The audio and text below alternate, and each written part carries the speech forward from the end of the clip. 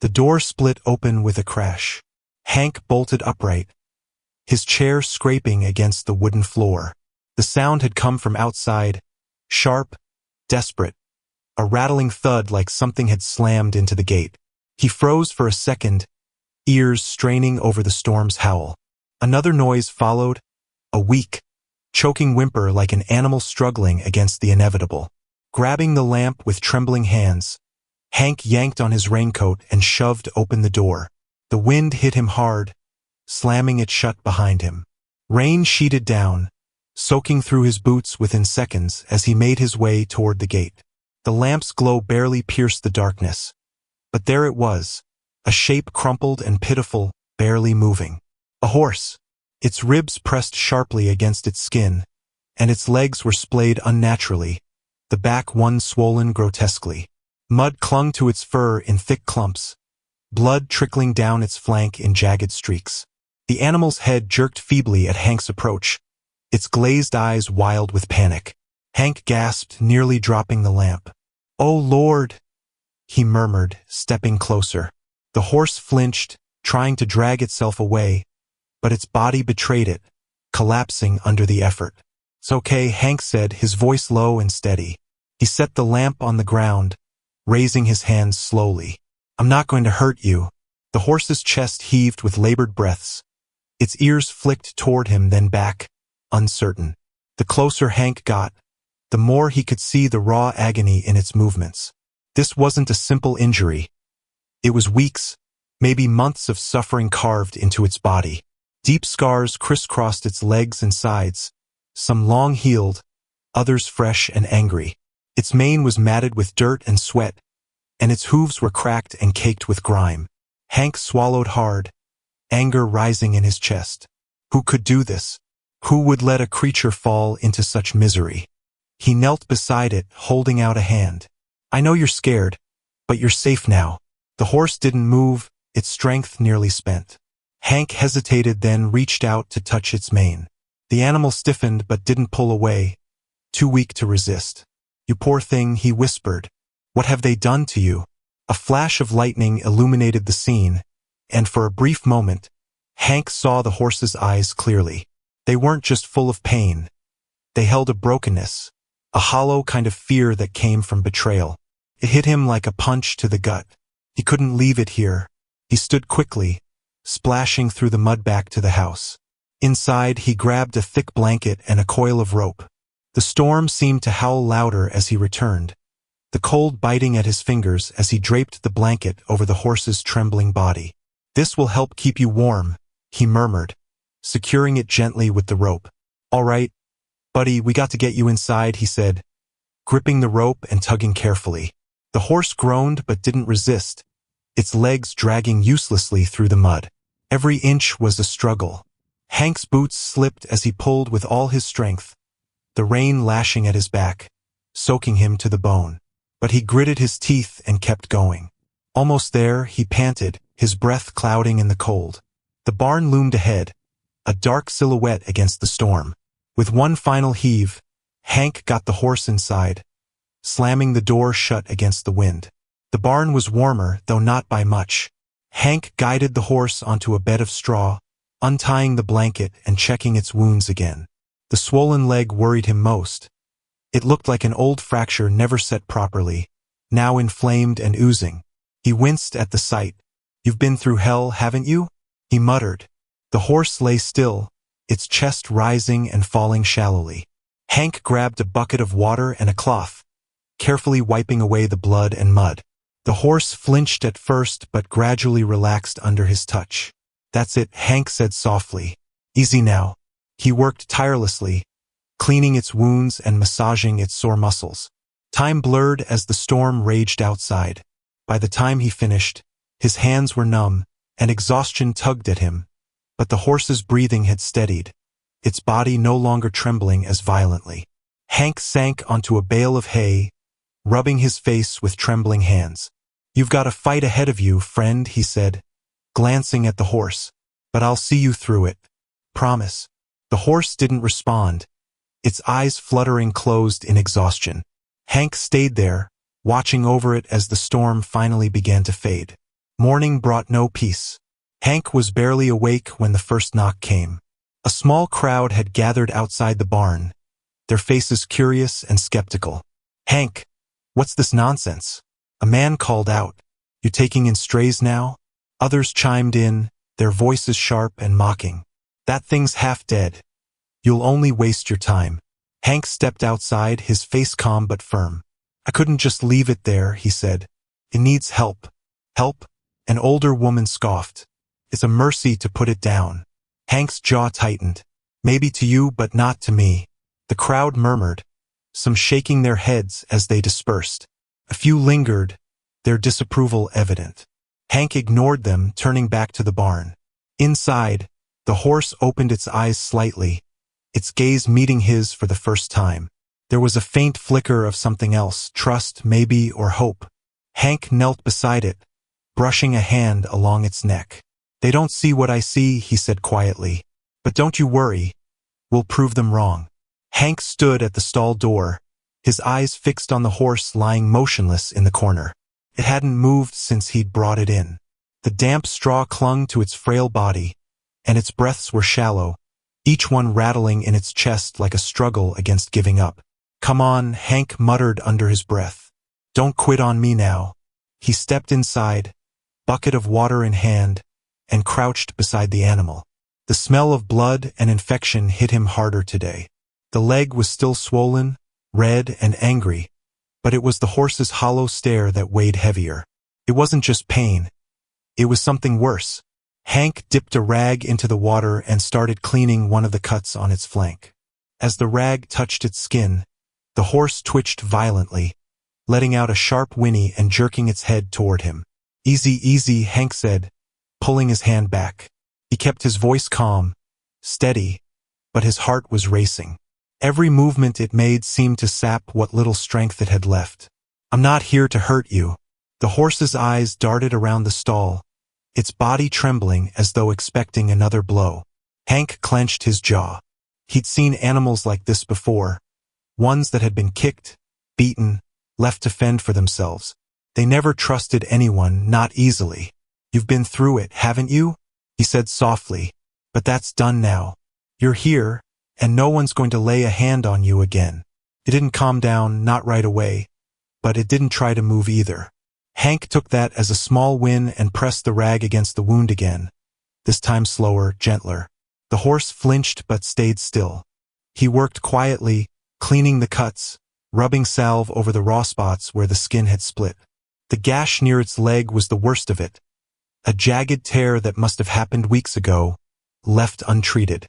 He wrapped it carefully with strips of clean cloth, tying the ends tight but not so tight it would cut off circulation. When he finished, he sat back on his heels, wiping his hands on his jeans. The horse's breathing was still labored, but it seemed calmer now, its head resting on the straw.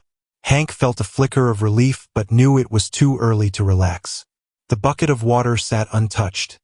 The hay he'd left the night before hadn't been touched either. He picked up a handful and held it close to the horse's mouth. "Come on, you need to eat something," he said. The horse didn't move. Hank sighed and dropped the hay back into the pile.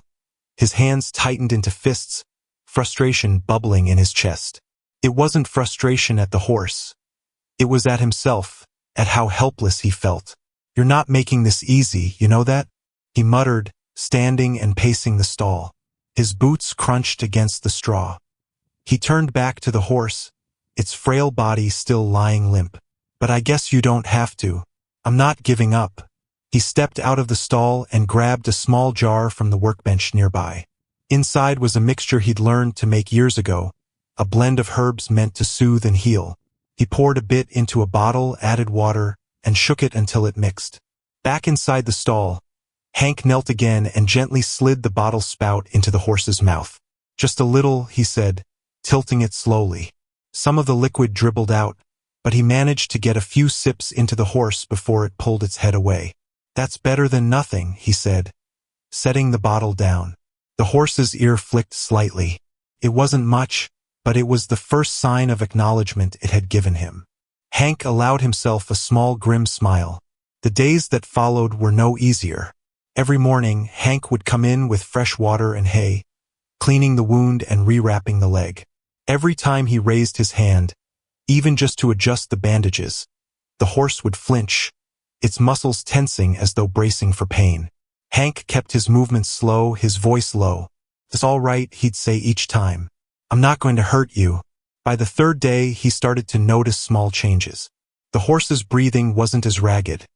It twitched less when he worked on its wounds. One afternoon, as Hank was cleaning the stall, he glanced over and saw it chewing on the hay for the first time. "There you go," he said, a hint of relief in his tone. "That's what I've been waiting for." It wasn't much, just a few bites before it stopped again, but it was enough to keep him going. One evening, as he was sitting by the stall, Hank noticed the horse watching him. Its eyes were still guarded, but there was something else there now. Curiosity, maybe. He held its gaze for a long moment, then reached out a hand. The horse didn't pull away. Hank let out a breath he hadn't realized he'd been holding. Slowly, he reached up and brushed his fingers along its neck. The horse stiffened at first but didn't move. "That's it," Hank said quietly. "One step at a time." The connection was small, fragile, but it was there, and for the first time since that stormy night, Hank felt hope. For 2 weeks they had followed this pattern. Every morning, Hank would bring food and water, tend to the wounds, and then sit with the horse, talking softly about nothing in particular. At first, it had barely acknowledged him, its body tense, its eyes darting to every movement as though expecting a blow. But each day, the tension lessened. Each day, it seemed to trust him a little more. "You're looking better," Hank said, his voice calm and steady. He leaned back against the stall wall, letting his weight settle. "Still skinny as a rail, but I'd say you got a bit more fire in you. Not that you'd admit it." The horse's ears flicked again, and this time it turned its head slightly toward him. Hank's chest tightened at the sight. That was the first time it had looked at him directly without fear. "Well, I'll be," he said softly. "You really are coming around, huh?" It wasn't much, a small shift in posture, a faint light in those once blank eyes, but it was enough to fill Hank with a quiet sense of victory. He let the moment linger before getting to work, his movements careful and deliberate. He cleaned the leg wound first, unwrapping the old bandages and applying fresh ones. The horse stiffened but didn't pull away. When he reached for the salve to apply to a cut along its shoulder, it stood perfectly still. "You're a tough one," Hank muttered, tying off the last bandage. "Guess that makes 2 of us." The turning point came later that afternoon. Hank had just finished his chores and decided to sit with the horse for a while. He brought a small stool into the stall and lowered himself onto it, leaning his elbows on his knees. The horse was calmer now, its body no longer trembling with each shift of weight. Hank sat in silence, letting the quiet settle between them. Then, without warning, the horse stepped forward, a single tentative step.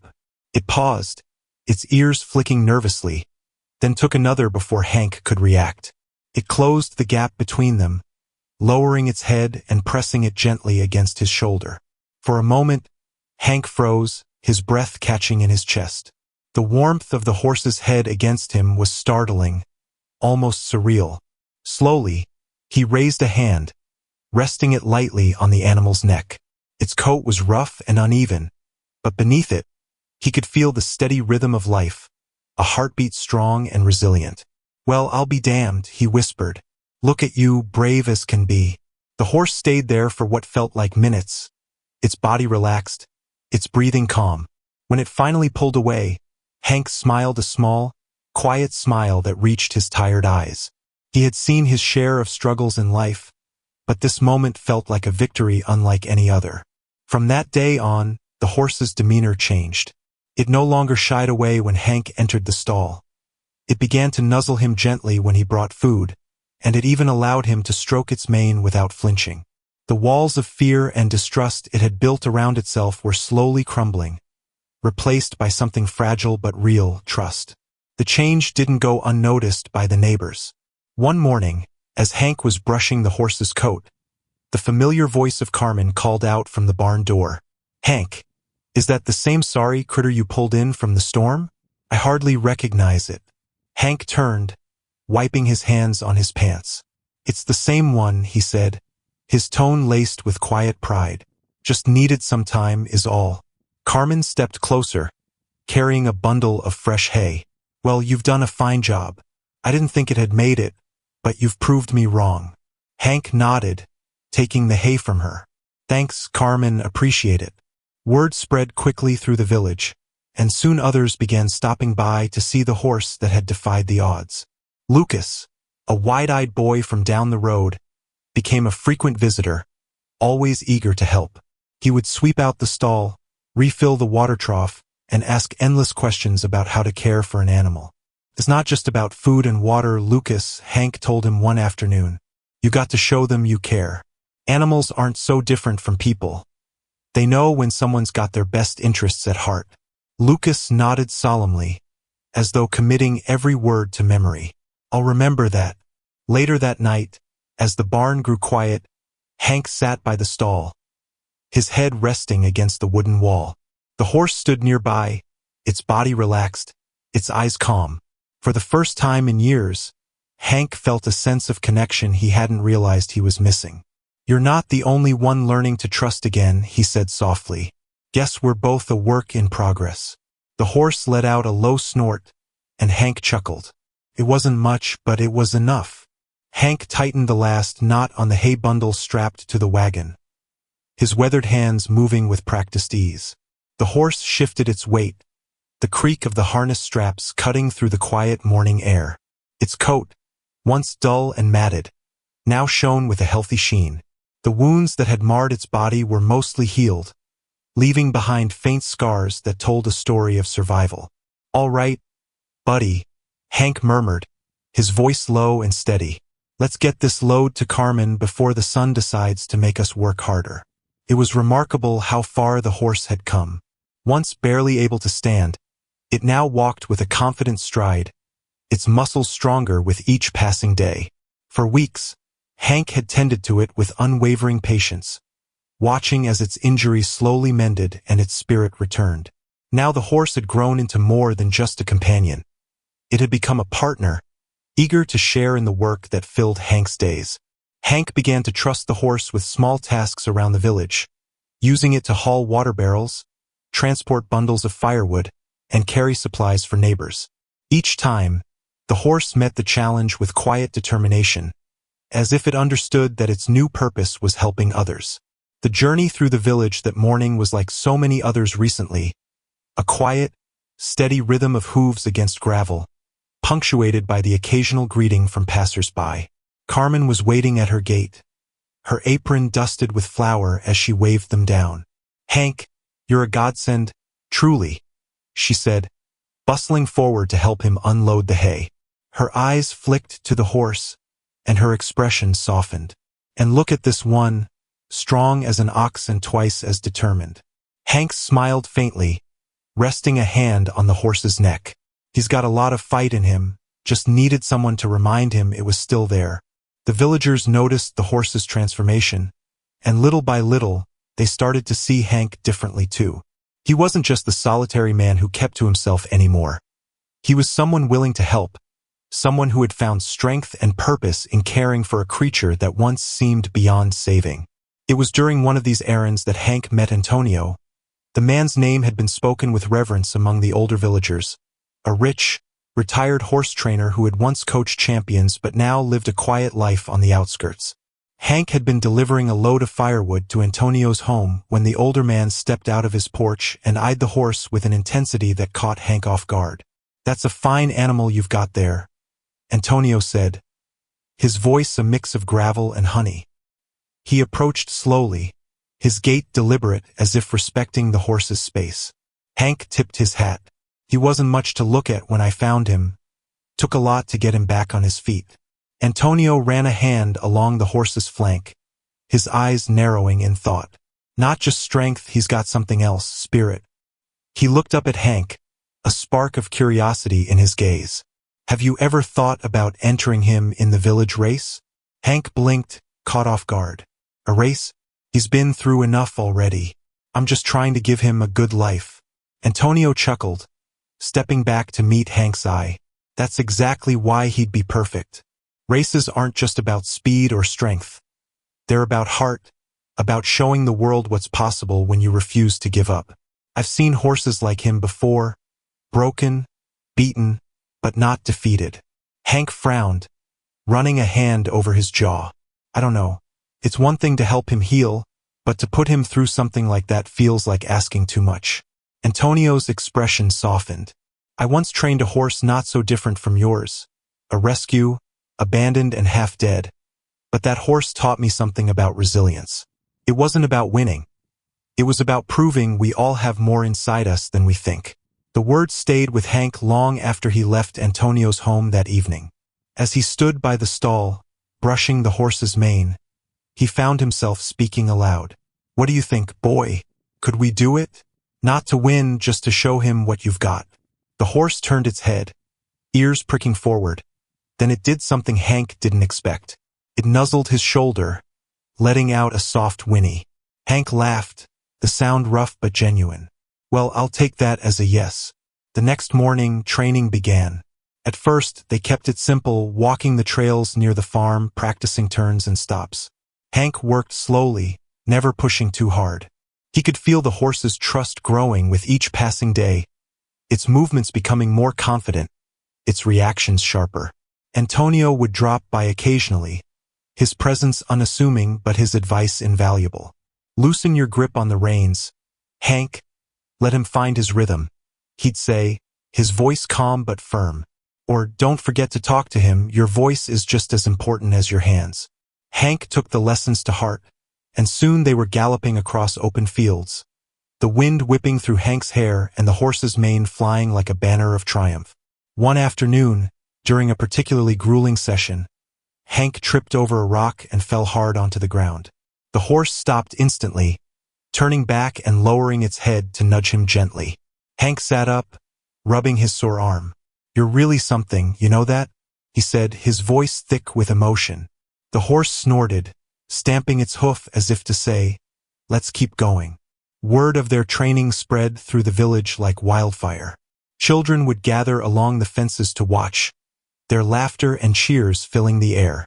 Carmen began bringing extra oats and carrots for the horse, calling it the village's champion in the making. Even the once skeptical neighbors started to show up, their curiosity turning to admiration. You're making us proud, Hank, one man said, clapping him on the back after a practice run. Hank nodded, a faint smile on his lips, just doing what feels right. As the day of the race drew closer, the bond between Hank and the horse grew unshakable. They weren't just man and animal anymore. They were partners, two souls united by resilience and trust. One evening, as the sun dipped below the horizon, Hank leaned against the stall door, watching the horse as it rested. We're ready, he said softly, not for them, for us. The horse lifted its head, its gaze steady and full of the quiet strength that had carried them this far. Hank smiled, a deep warmth settling in his chest. The months of preparation had been grueling yet transformative. From the moment Antonio had first suggested the race, Hank and the horse had worked tirelessly, turning each day into a step toward the impossible. As the months turned into weeks, then days, the weight of the approaching race settled on all of them. Even Antonio, with his seasoned experience, began to show signs of nerves. Do you really think we're ready? Antonio had asked one evening, the worry etched on his face. Hank had nodded, his voice calm but firm. We're ready. The horse is strong, and we've done all we can now. It's about trust. And then finally, the day had arrived. Antonio was up before dawn, pacing nervously near the stables, while Hank saddled the horse with practiced ease. The animal stood still, calm as ever, as though sensing the significance of the day. We've trained for this, Hank said quietly, his hand steady as he tightened the straps. We just have to stick to the plan. Antonio looked unconvinced, his hands fidgeting with the brim of his hat. Plans don't mean much when you're up against horses bred for speed. Hank, they've been doing this their whole lives. Hank paused, meeting Antonio's eyes. Neither of us has ever been about doing what's expected. Let them underestimate us. We've got something they don't. And what's that? Antonio asked, his voice low. Hank smiled faintly, patting the horse's neck. Heart. The horse nudged Antonio gently, its warm breath brushing his arm. It was as if it was reminding him that they were a team now, a team built on faith, perseverance, and unspoken understanding. With the preparations complete, they made their way toward the village square, where the race would soon begin. The air crackled with anticipation as Hank and Antonio approached the gathering crowd. The atmosphere buzzed with energy as the village square transformed into a vibrant festival ground. Flags flapped in the wind, and the crowd gathered around the makeshift racetrack, their excitement echoing in cheers and laughter. Hank and his horse entered the field quietly, their calm presence a stark contrast to the more flamboyant competitors. The other riders perched confidently on their strong, gleaming horses, glanced at Hank with raised eyebrows or exchanged smug grins that drew a ripple of laughter from the crowd. Someone muttered from the crowd, drawing a ripple of laughter. That old man and his skinny horse, they're here for the wrong reasons. Hank remained unbothered. He had faced ridicule before, and today wasn't about proving anything to the skeptics. He gave the horse a firm pat on its neck, his voice low and steady. Easy now, let's just do what we've trained for. Antonio stood by the sidelines, gripping the wooden fence so tightly his knuckles turned white. You sure about this, Hank? He called out, his voice barely masking his nerves. Hank turned, his face composed but kind. We've got this, Antonio. Trust the training and trust her. The horse flicked its ears almost as if to echo his confidence. Antonio exhaled slowly, nodding though his worried eyes lingered on them as they took their place at the starting line. The starter's whistle cut through the noise, and the racers surged forward, dust kicked up in a frenzy as hooves thundered against the dry ground. Hank and the horse, however, held back, taking slow, deliberate strides. From the step stands, laughter erupted. They're falling behind already, a boy called out. Hank ignored the taunts, focused solely on the horse beneath him. He leaned slightly forward, his voice calm as he urged, Steady now, remember we're playing the long game. Around them, the other racers pushed hard, their horses straining against the breakneck pace. Hank smirked slightly, glancing ahead. Now let's show them what we can do. Hank shifted in his saddle, giving a gentle nudge to the horse's flank. The animal responded immediately, muscles coiling with renewed energy as it quickened its pace. They began to weave through the pack, one rider at a time. The crowd's murmur turned into excited whispers. Look, they're catching up. Antonio, who had been pacing in worry, paused mid-step, his mouth slightly agape. Come on, Hank, he muttered under his breath, his fingers clasped in silent prayer. The horse moved with grace and determination, finding openings where others stumbled. Hank kept his focus forward, his voice steady and encouraging. By the middle of the race, they were near the front. The cheers of the crowd swelled, no longer mocking but admiring. Where did that come from? A rider hissed as Hank and his horse overtook him. Hank didn't reply, his attention solely on the final stretch looming ahead. The finish line came into view, a blur of cheering faces and waving flags. At the forefront was a young rider on a sleek black horse, in its every muscle rippling with speed. The boy looked over his shoulder, spotting Hank closing in. You're not taking this from me, the boy shouted, urging his horse faster. Hank gritted his teeth. We're close, he murmured to his horse. Let's finish strong. The two teams were neck and neck, the tension in the air thick enough to cut. Then disaster struck. The black horse stumbled, its hoof catching on a loose stone. The young rider let out a cry as both he and his horse crashed to the ground in a cloud of dust. Gasps rippled through the audience. Hank's horse surged ahead, but he pulled back on the reins, bringing the animal to an abrupt halt just short of the fallen duo. Hank leaped from the saddle, rushing to the young man's side. The boy groaned, clutching his arm, his face pale with pain. Easy, son. Let me help, Hank said, his voice calm but firm. You could have won, the boy rasped, his eyes wide with disbelief. Hank shook his head, glancing at the injured horse now struggling to rise. Winning doesn't mean leaving someone behind. With practice care, Hank checked the black horse's leg. It was shaken but not seriously hurt. He gave a nod of reassurance to the boy. She's fine, just scared like you.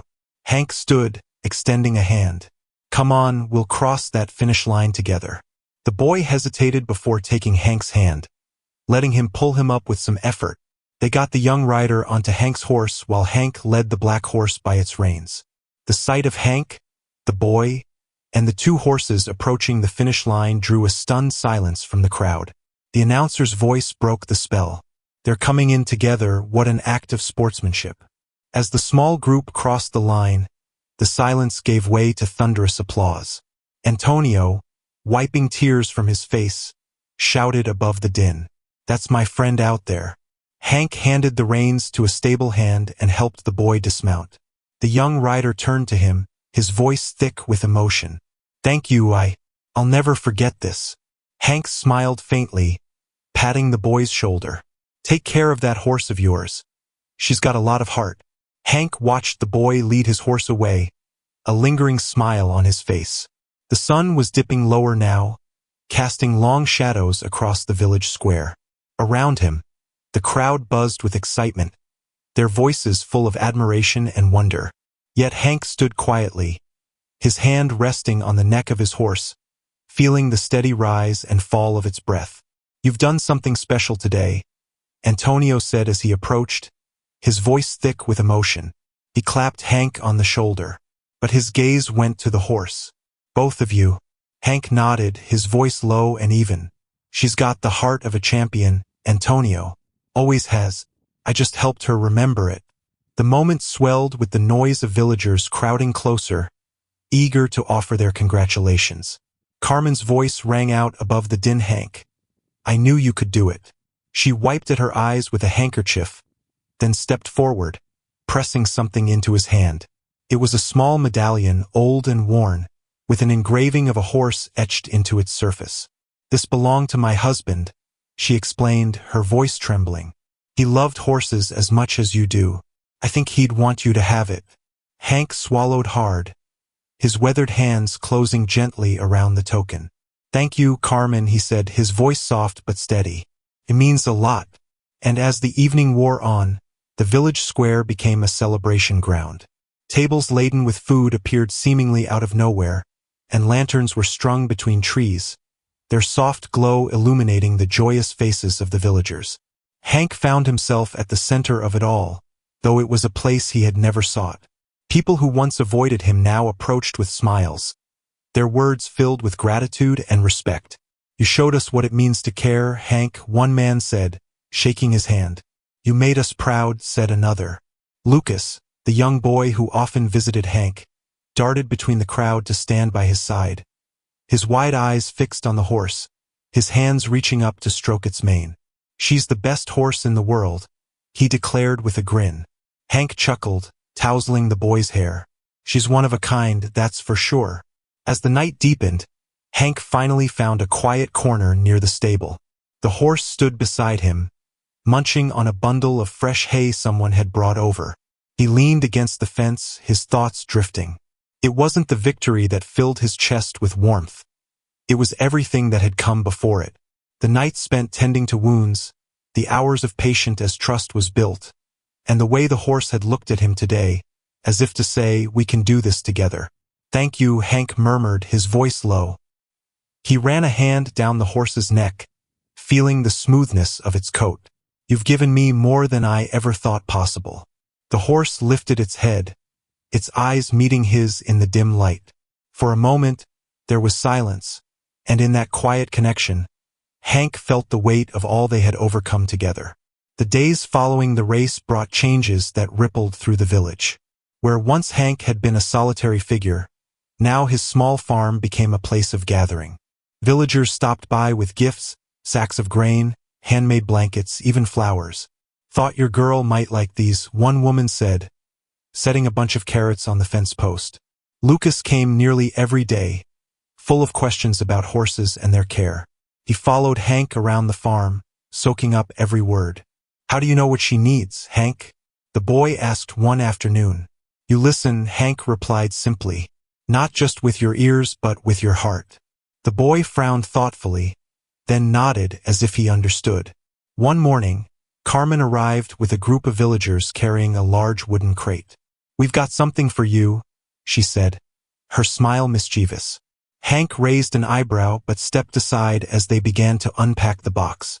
Inside was a beautifully carved statue of a horse, its form captured mid-gallop, the craftsmanship exquisite, every detail etched with care.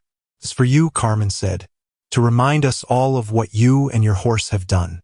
Hank stared at the statue, his throat tight. "I don't know what to say," he managed, his voice thick with emotion. "Say you'll keep inspiring us," Carmen replied with a wink. The statue was placed in the village square, where it stood as a testament to perseverance, trust, and the unbreakable bond between a man and his horse. In the weeks that followed, life settled into a new rhythm. The horse, fully recovered, moved with a strength and grace that spoke of its newfound confidence. One evening, as the sun set in hues of gold and orange, Hank stood at the edge of his field. The horse grazed nearby, its movements slow and content. Hank crossed his arms, a faint smile tugging at the corners of his mouth. "We've come